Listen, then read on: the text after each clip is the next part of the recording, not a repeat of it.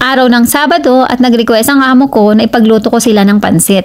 Dito sa Espanya, maraming amo ang mahilig sa pansit. Kaya advantage pag marunong tayo magluto.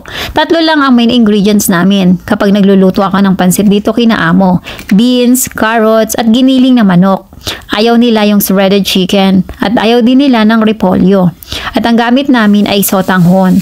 Ang una kong ginagawa, i-fry muna yung giniling na manok. Naglalagay ako dito ng asin para may lasa na yung manok.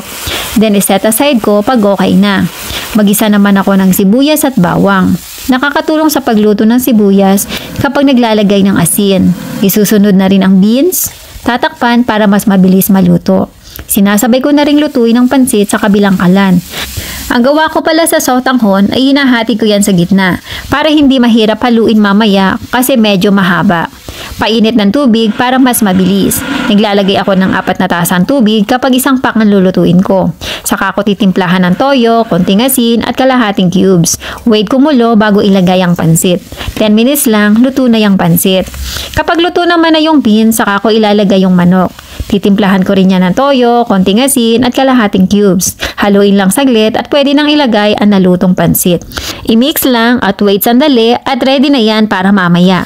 Niluluto ko pala sa separate na kawali yung carrots kasi bawal yan kay sir. Magsiseparate mamaya ng para kay sir then saka ihahalo yung niluto kong carrots.